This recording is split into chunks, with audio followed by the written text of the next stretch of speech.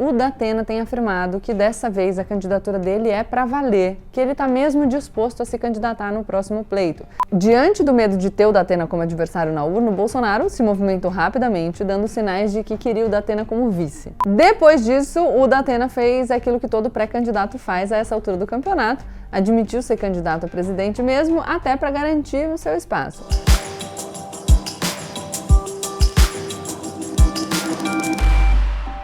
Oi, gente! Como eu sempre digo, a partir de agora, eu que tava querendo ouvir vocês, entendeu? Menos emoção e mais razão. Deixa seu like, se inscreve no canal e compartilha esse vídeo com seus amigos. Hoje eu quero conversar com vocês sobre o mais novo pesadelo no inferno astral do presidente Jair Bolsonaro. E ele atende por um nome e um número. Datena 17. Eu explico. Há alguns dias, o apresentador José Luiz Datena, depois de se filiar ao PSL, antigo partido do presidente, anunciou que é candidato nas próximas eleições. É bom lembrar que ele já disse que seria candidato em outros pleitos e acabou recuando. O Datena é desses, entendeu? É volúvel. Será que ele é geminiano? Aconteceu, por exemplo, nas últimas eleições municipais. Ele apareceu como possível candidato a prefeito, depois como eventual vice do Bruno Covas e acabou não sendo candidato a nada. Aliás, já que eu mencionei o prefeito Bruno Covas no meu vídeo, eu queria reiterar aqui o abraço carinhoso que eu já mandei para o Tomás, o filho do Bruno, que com toda a sua grandeza falou ao presidente Bolsonaro sobre amor. Qualquer pessoa que me assiste e ainda apoia esse presidente deveria parar um segundo para refletir sobre a morte de uma pessoa querida. E quando a emoção e a saudade baterem, pensar num líder político que em rede nacional se referiu a essa pessoa da forma como o presidente covardemente se referiu ao pai do Tomás. Eu quero que vocês sintam repugnância, vergonha e pena. Como bem disse o Tomás, o Bolsonaro não sabe o que é o amor. Mas vamos voltar ao tema do vídeo. Um abraço para você, Tomás. O Datena, na época das eleições municipais, preferiu continuar apresentando seu programa de TV e esperar mais um pouquinho. Talvez ele tenha decidido aguardar justamente a sucessão do presidente Jair Bolsonaro. De todo modo, o Datena tem afirmado que dessa vez a candidatura dele é para valer, que ele está mesmo disposto a se candidatar no próximo pleito. Ele chegou a falar que poderia ser candidato a governador, mas agora já diz expressamente que a sua candidatura é à presidência da República. Aí vocês vão falar pra mim, Gabi, tá bom, mais um pré-candidato à presidência da República, mas isso tem de monte. Mas por que uma eventual candidatura presidencial do Datena pode ser um pesadelo pro Bolsonaro? Vamos ver?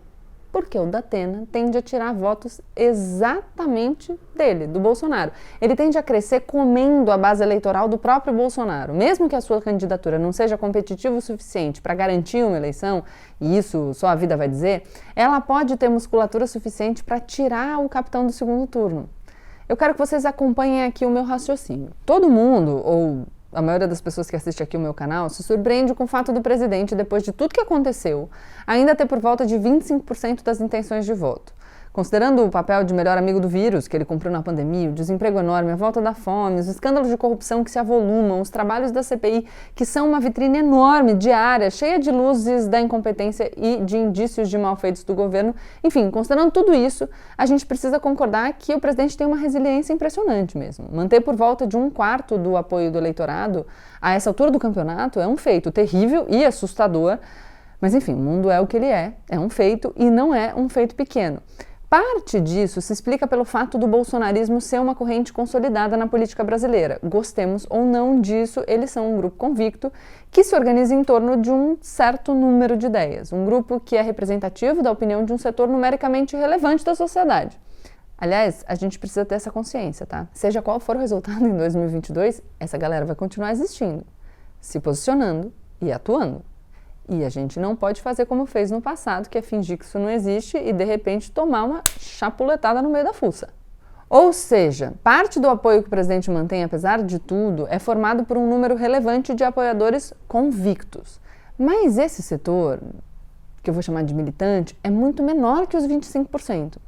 Eu, sinceramente, acredito, galera, que uma outra fatia desse apoio se explica por ainda não ter no cenário nacional um candidato para o qual o bolsonarista descontente, frustrado, possa migrar com conforto, um barquinho para ele pular.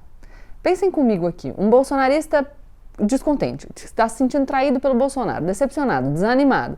Ele migra para qual dos candidatos que estão postos no cenário hoje? Um bolsonarista vai migrar para o barco do Lula? Não me parece. O Ciro tá à esquerda demais para um bolsonarista também. O Dória até poderia ser. A gente pode, enfim, lembrar do Bolsodória das eleições passadas. Mas o Bolsonaro, talvez pensando exatamente nisso, e eu reitero aqui o que eu falo para vocês, então tem uma inteligência aí, cuidou de demarcar a relação com o Dória desde o primeiro dia de governo. Ele transformou todo bolsonarista em um hater absoluto do governador de São Paulo. Percebam que o Bolsonaro, no comecinho do governo, já viu o perigo que um candidato de direita podia representar para ele no futuro. Ele fez a mesma coisa, o mesmo movimento com Sérgio Moro. De herói lavajatista, o Moro se tornou uma espécie de traidor para o eleitor que ainda orbita ali na esfera de influência do presidente. E hoje, aparentemente, nem é mais candidato. A hipótese é de que parte desses 25% é formada por gente que não abandonou o bote bolsonarista pela simples razão de não ter outro para se acomodar com algum conforto. Falta um candidato que permita uma narrativa para sustentar no zap da família, sabe? No almoço com os colegas de trabalho, no bar com os amigos no fim de semana. Um candidato que ajude esse eleitor a não perder a identidade que ele construiu nos últimos anos com tanto afinco e publicamente. Alguém para ele poder dizer, tipo, mudei de candidato, mas não mudei de opinião. Eu tô aqui com outro candidato que representa aqueles mesmos anseios da eleição passada. Eu continuo sendo o mesmo. O Datena pode ocupar esse espaço. Os anos na televisão tendo a violência e a segurança pública como principal tema, o seu elogio permanente das forças de segurança pública, o perfil aparentemente mais palatável ao eleitor do sexo masculino, que é majoritariamente o eleitor do Bolsonaro, tudo isso pode criar essa migração suave, esse reposicionamento sem o cara perder o discurso. Sacaram? Tem mais um dado para deixar o Bolsonaro preocupado. Olha, a Gabriela trazendo dados. Quem diria? O Datena é pré-candidato por um partido que é hoje forte e estruturado, o PSL. Um partido que teve nas últimas eleições municipais um dos maiores fundos eleitorais dentre todos os partidos e que tem uma grande bancada de deputados, gente que pode ver no apresentador da Atena uma candidatura eficiente para angariar votos em quantidade para as chapas nos seus estados e que vai ter direito a uma bolada no fundo eleitoral do ano que vem.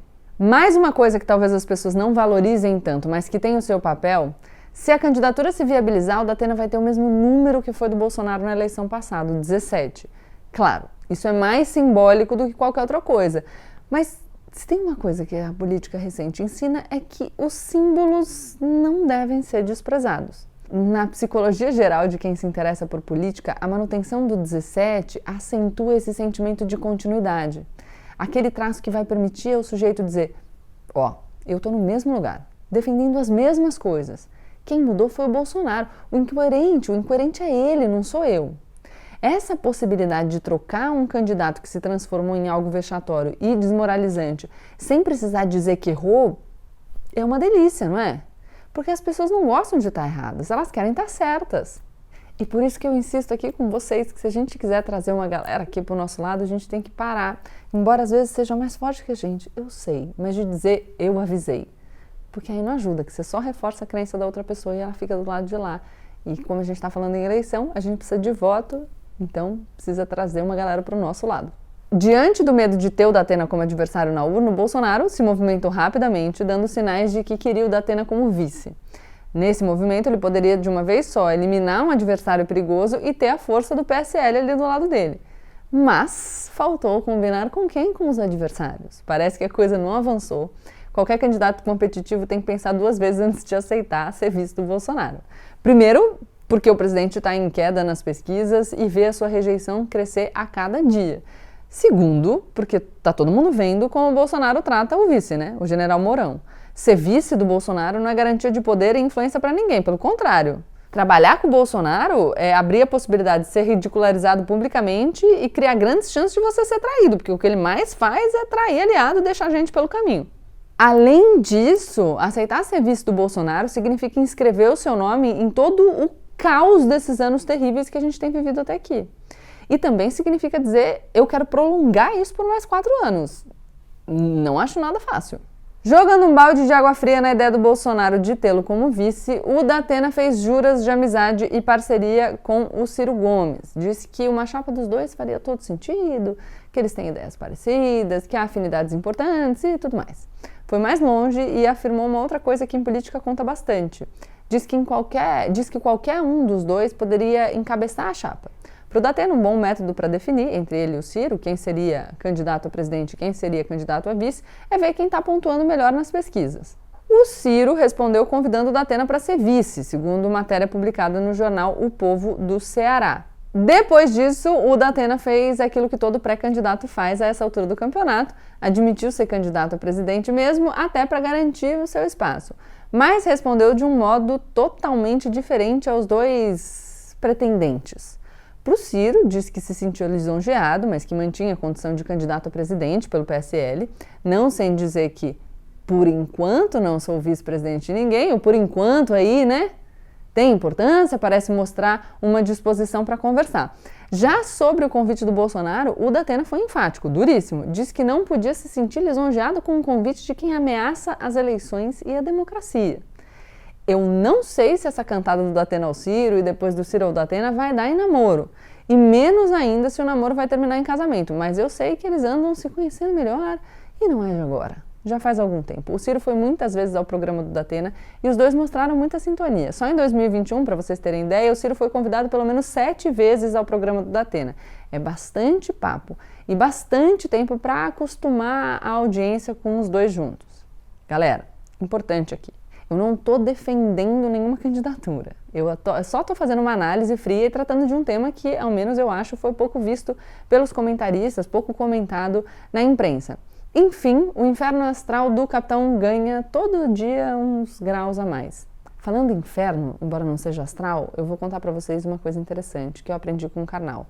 O inferno de Dante era frio, não era quente. Porque a gente falou em graus a mais. E aí eu achei que essa observação é importante. Mas depois que eu gravei aqui essa câmera lateral, eu percebi que talvez não. Vamos voltar.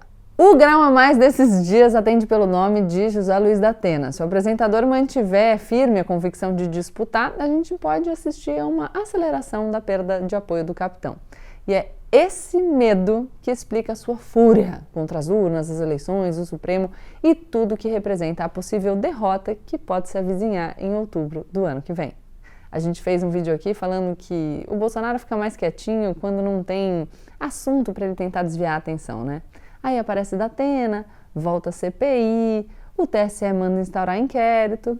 Já viu, ele precisa começar a gritar. Deixem o like, se inscrevam no canal e compartilhem o vídeo com seus amigos. Tchau, tchau!